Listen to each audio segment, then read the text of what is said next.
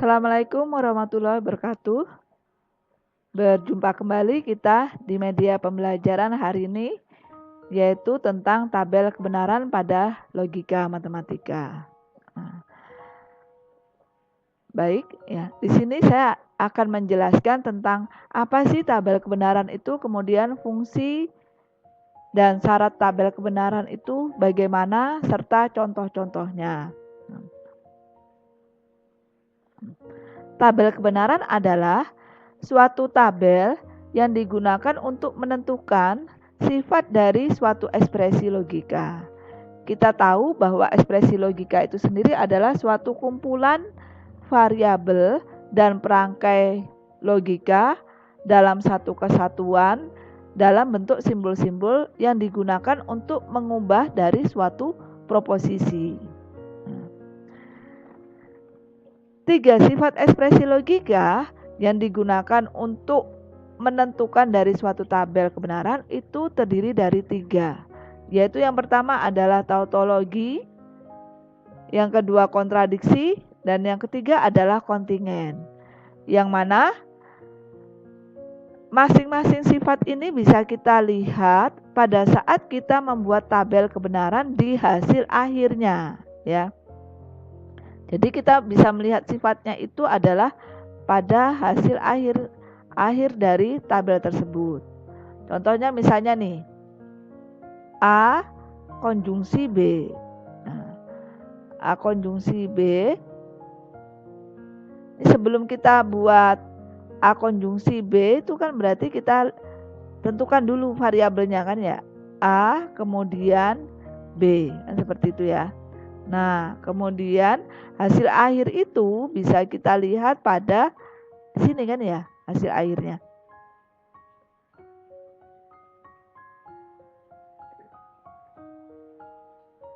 Hasil akhirnya bisa kita lihat di A konjungsi B. Nah, ini yang disebut dengan hasil akhir ya. Nah, jadi kita bisa melihat sifat-sifat dari ekspresi logikanya itu pada hasil akhir ekspresi logika. Jangan dilihat di nilai dari masing-masing variabelnya ya, tapi di hasil akhir ini. Nah, jika nilai di hasil akhirnya ini nilainya semuanya adalah true ya, maksudnya misalnya di sini nilainya T, T, T, berarti sifatnya itu disebut dengan tautologi. Nah, kemudian kalau kontradiksi berarti kalau hasil akhirnya adalah nilainya false semua, ya kan ya. Nah, hasil akhirnya ini nilainya adalah false semua, itu berarti adalah kontradiksi.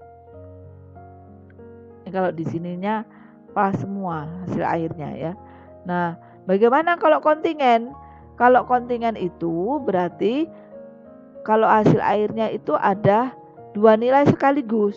Tidak ditentukan dari jumlah, tetapi dari komponen atau kandungan nilainya di sini. Ya, misalnya di sini,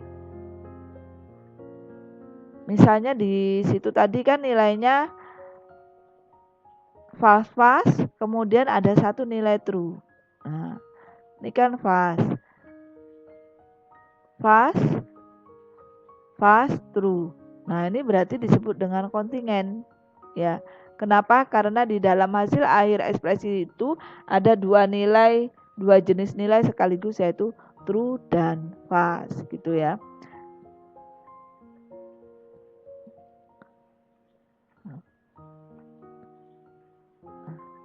Bagaimana cara membuat tabel itu sendiri? Yaitu sebelum kita buat tabelnya, yang perlu diperhatikan adalah syaratnya. Syarat membuat tabel itu yang pertama adalah minimal terdiri dari 2 variabel yang berbeda atau yang disebut dengan proposisi majemuk. Jadi kalau untuk proposisi atomik tidak bisa kita gunakan gitu ya. Minimal terdiri dari 2 variabel yang berbeda itu contohnya seperti apa? Yaitu A konjungsi B misalnya. Kemudian P implikasi Q, ini minimal ya. 2 variabel yang berbeda dan sebagainya. Nah, dengan adanya 2 nilai sekaligus yang berbeda, variabel yang berbeda, kita bisa membuat tabel kebenarannya. Nah, syarat yang kedua apa? Syarat yang kedua adalah dalam setiap tabel kebenaran itu kita isi dengan dua konstanta nilai kebenaran. Dua konstanta itu atau disebut dengan nilai kebenaran ya, yaitu false dan true. Gitu. False dan true. Jadi nilainya itu ya, kalau false itu diberi simbol dengan F ya, maksudnya adalah nilai kebenarannya adalah salah atau ekspresi logikanya bernilai salah, dan yang kedua adalah true jika bernilai benar, gitu maksudnya ya. Nah, kemudian langkah-langkah untuk membuat tabel kebenaran itu yang perlu diperhatikan adalah yang pertama, kamu tentukan dulu berapa banyak jumlah variabel yang ada pada ekspresi logika tersebut. Jadi patokannya adalah lihat ekspresi logikanya. Di ekspresi logika itu kita bisa mengetahui ya jumlah variabelnya ada berapa. Misalnya nih A konjungsi B, berarti jumlah variabelnya ada 2. Nah, gitu. A implikasi B berarti ada 2 gitu ya. Jadi patokannya adalah dari ekspresi logika. Nah, setelah kita menentukan jumlah variabel, yang kedua kita menentukan konstantanya. Konstanta itu disebut juga dengan nilai kebenaran. Yang mana konstanta atau nilai kebenaran itu diisi dengan dua simbol, yaitu jika salah diisi dengan huruf F atau false, dan jika benar kita isi dengan simbol T atau true gitu ya. Nah, untuk pengisian konstanta sendiri itu sudah ada aturannya atau ketetapannya ya. Aturan atau ketetapannya itu ya, kan minimal itu ada 2 variabel. Berarti kalau 2 variabel itu pasti mengisi tabel kebenarannya itu terdiri dari 4 baris nilai kebenaran itu maksimal. Kalau diisi 3 juga salah ya. Jadi wajib ada pengisian, aturan pengisiannya adalah 4. Cara ngisinya kok bisa 4 itu bagaimana? Yaitu kita isikan dengan urutan nilai yang berbeda, yang penting nilainya hanya ada 2, yaitu false atau true gitu. Nah, kalau untuk 3 variabel bagaimana? Untuk 3 variabel berlaku kelipatan dari 4 tadi. Kelipatan dari 4 kan 8. Berarti untuk 3 variabel ada 8 baris nilai kebenaran. Untuk 4 ada berapa? 16 baris. Untuk 5 kelipatan dari 16 berapa? 32 dan seterusnya gitu ya. Setelah kita tentukan konstanta dari variabelnya, langkah yang ketiga, kita mengisi kolom tabel kebenaran itu dengan menyesuaikan bentuk dari ekspresi logika dan perangkai logika yang digunakan. Yang mana dari setiap perangkai itu memiliki aturan atau rumus yang berbeda-beda dalam pengisian tabel kebenarannya. Gitu ya. Nah, nih contoh pengisian konstanta pada tabel kebenaran berdasarkan dari jumlah variabel. Nah, di sini akan saya berikan contohnya bagaimana untuk mengisi tabel kebenaran itu berdasarkan dari jumlah variabelnya ya. Nah, misalnya diketahui ada 2 variabel. Nah, 2 variabel itu langkahnya adalah dari setiap baris itu tidak boleh ada urutan nilai yang sama. Nah, kita isi acak boleh juga boleh. Misalnya di sini A variabelnya dengan B. Baris 1 saya isi dengan true false. Nah, boleh. Pada baris 2 saya akan mencari kemungkinan nilai yang berbeda dari true false itu apa? Yaitu false false. Nah, ya kan ya. Baris ketiga apa? Baris ketiga ya yang kemungkinan nilai yang berbeda dari baris 1 sama 2 itu apa? Misalnya true belum diisi kan ya? Nggak ada kan ya? Nah, berarti itu boleh. Pada baris keempat cari lagi. Nah, gimana kalau cuma 3 baris? Kalau 3 baris, kalau memang masih ada urutan nilai yang berbeda ya wajib diisikan gitu ya. Kan masih ada urutan yang berbeda apa misalnya? yaitu false, true. Kayak gini kan ya. Nah, berarti kalau 3 tadi ya salah. Kenapa? Karena masih ada kemungkinan nilai yang berbeda. Nah, setelah ini ada nggak kemungkinan nilai yang berbeda? Nggak ada lagi kan ya. Nah, true, false, false, false, true, true, false, true. Nah, karena sudah tidak ada kemungkinan nilai yang berbeda lagi, berarti untuk 2 variabel itu maksimal pengisian nilai kebenarannya hanya 4 baris ya. Nah, kalau ini saya berikan contoh secara acak ya. Nah, kelemahan untuk pengisian secara acak itu adalah jika jumlah variabelnya cukup banyak, misalnya 4 variabel atau 5 variabel. 4 variabel itu kan berarti ada 16 baris ya. 16 baris kalau kita ngisi secara acak pasti kalian akan bingung kan ya. Yang mana nih yang beda, yang mana yang sama. Nah, ini misalnya A, B, C, D. Ini saya isi dulu. Kalau pertama-tama masih mudah kita ngisinya. Bisa teliti, lihatnya yang mana yang beda, yang mana yang salah. Tapi kalau sudah ke baris ke-5, baris ke-6 itu kalian akan kesulitan. Dan kemungkinan kekeliruan atau kemungkinan persamaan nilai, urutan nilai yang sama itu pasti besar. Gitu ya. Jadi sarannya untuk mengisi nilai kebenaran dari setiap tabel kebenaran untuk jumlah variabel itu harus menggunakan metode.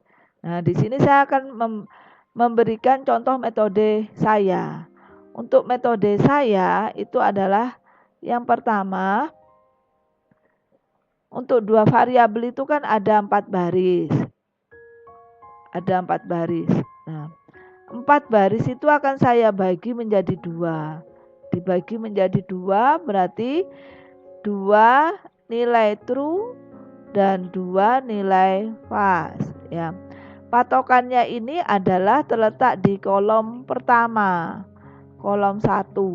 Kolom 1 itu terletak di variabel P. Ini kan ya. Variabel P kan kolom pertama. Nah, saya bagi aja langsung 2 nilai true, kemudian 2-nya nilai false kan kayak gitu. Nah, setelah itu patokan yang kedua, pada baris pertama ini saya pasti akan mengisikan dengan nilai yang sama. Patokannya di sini. Kalau yang pertama itu saya isi dengan true, pasti variabel berikutnya nilainya adalah true. Nah, pada baris kedua baru akan saya ubah nilainya. Yang pertama kan true, di sini berarti false. Nah, gitu ya. Nah, untuk 2 nilai berikutnya, 2 baris nilai berikutnya itu berarti kebalikan dari baris yang pertama. Karena baris pertama itu nilainya saya isi true-true, berarti 2 baris berikutnya ini pasti kebalikan dari yang ini. True-true berarti false-false, ya kan ya. Nah, berikutnya baris berikutnya true-false berarti di sini adalah false-true. Gitu metode saya ya. Nah, begitu pula untuk 3 variabel. Untuk 3 variabelnya seperti ini. Nah, 3 variabel itu ada berapa sih patokannya? Kelipatannya itu. Berarti 3 variabel itu ada 8 baris kan ya. 8 baris itu saya bagi 2. 8 baris bagi 2 berarti berapa? 4 nilai true, 4 nilai false. Ingat, patokannya ini ada di kolom 1. Kolom 1 terletak di mana? Yaitu di variabel P. Nah, nih saya mulai dengan huruf F dulu. 4 kan ya. 4 nilai F, kemudian 4 nilai true. Ini dulu patokannya. Nah, kemudian langkah kedua pada baris pertama lagi. Tadi kan kolom. Baris pertama itu ngikuti di variabel awal nih. Variabel P-nya kan pertamanya saya isi dengan F. Otomatis ini pasti ngikut F semuanya ya. Nah, pada baris kedua baru saya akan menggantikan dari kolom yang terakhir. Kenapa? Karena pada kolom pertama ini udah nggak diotak-atik lagi, nggak saya otak-atik lagi. Jadi metodenya saya ubahnya dari yang kolom terakhir dulu. Ya, ini satu-satu yang saya ubah. Dari kolom terakhir saya ubah T, kemudian maju lagi di baris berikutnya, T-nya saya ubah 1. Nah, kayak gini kan ya. Nah, setelah sampai di sini sudah selesai satu-satu huruf yang saya ubah, kemudian yang baris berikutnya berarti otomatis 2 kan ya. Langsung. Nah, 2. Udah 2, kemudian kan ketemu di TT semua kan ya. Nah, ini tinggal kamu balik aja. Balik ngikuti pada 4 baris yang sebelumnya. Baris yang pertama kan F F F, berarti di sini isinya T T T. Kedua F F T berarti T T F. Begitu selanjutnya, gitu ya. Nah, begitu pula kalau untuk 4 variabel. Nah, kayak gini ya jadinya.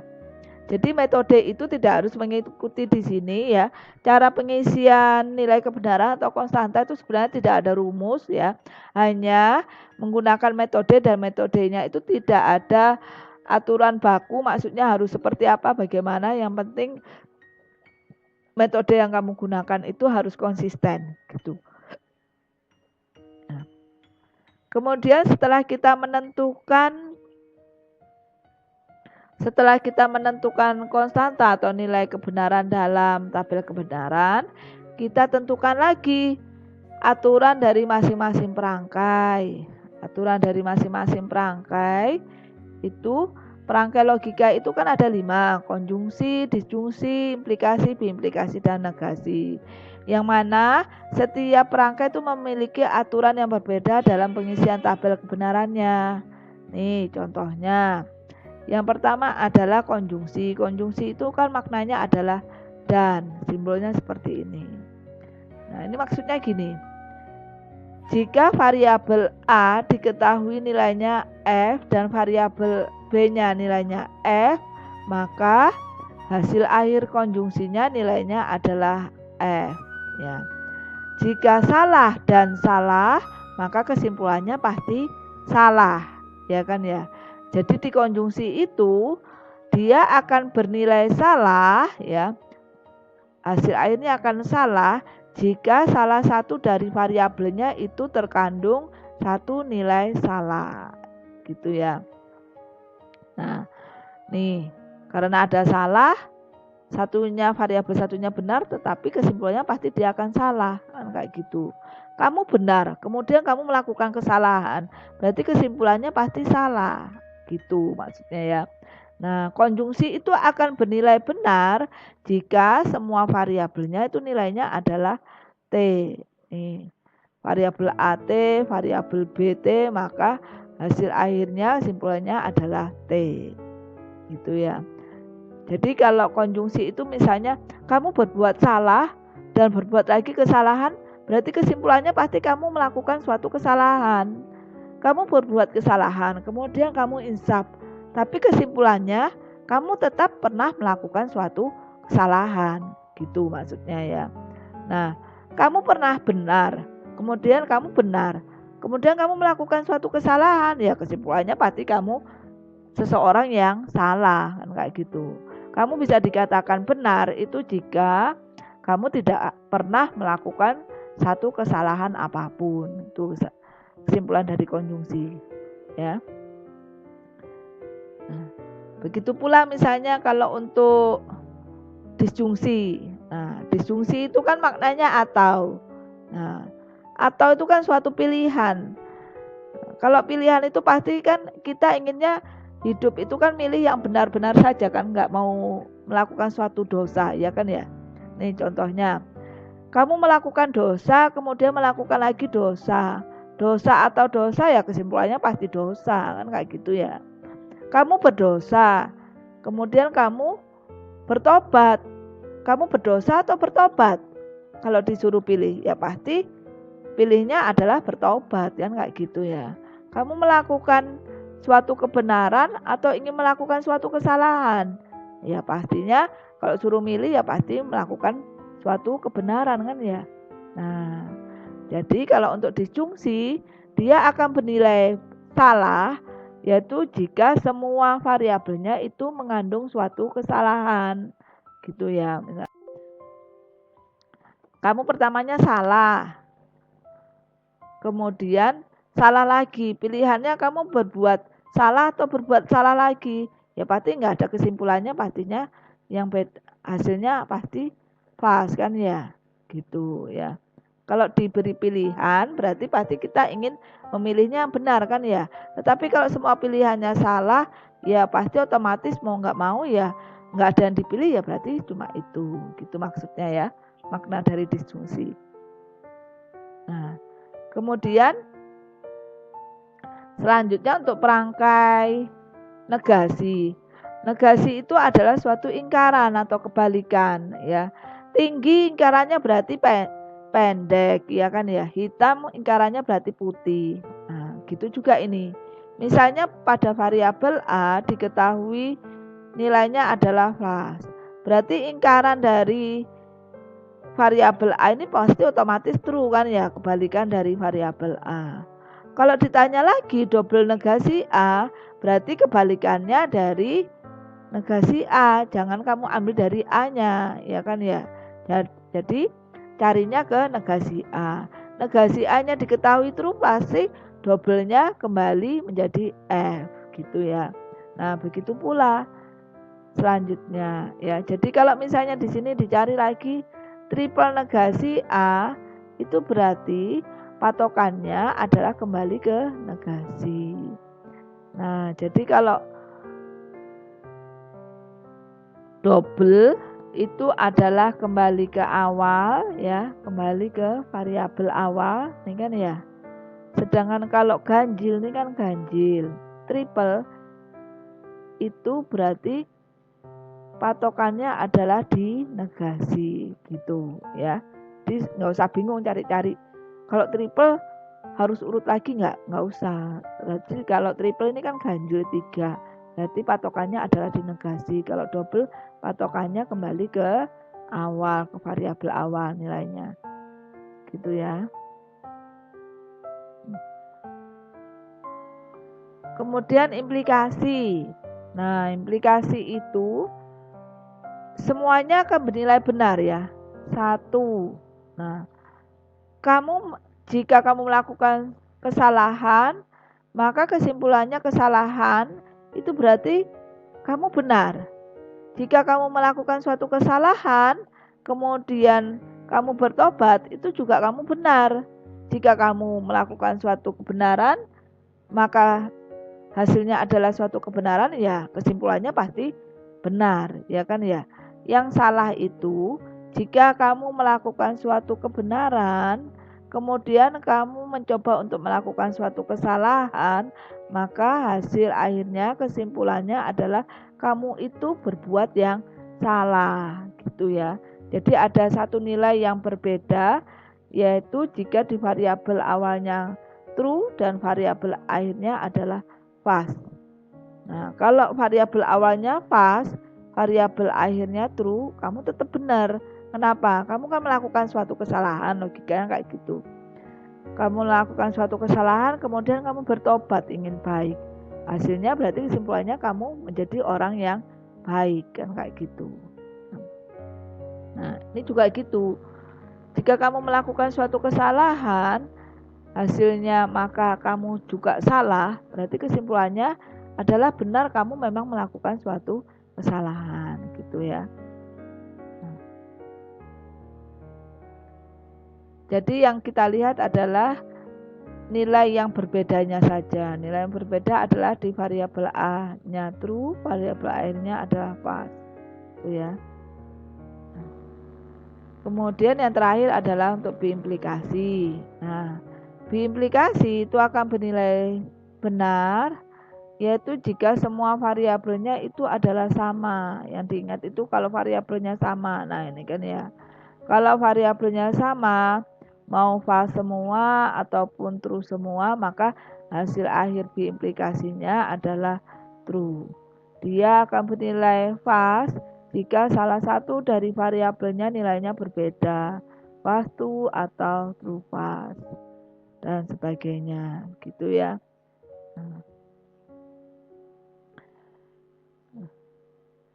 Baik, demikian penjelasan saya mengenai cara pengisian tabel kebenaran pada logika matematika. Di sini juga saya berikan contoh-contoh latihan yang lainnya agar kalau kalian ingin mencoba di rumah untuk membuat tabel kebenaran itu bisa ya, seperti itu. Nah, sekian penjelasan dari saya ya. Semoga materi yang saya sampaikan ini bisa bermanfaat bagi kalian semua.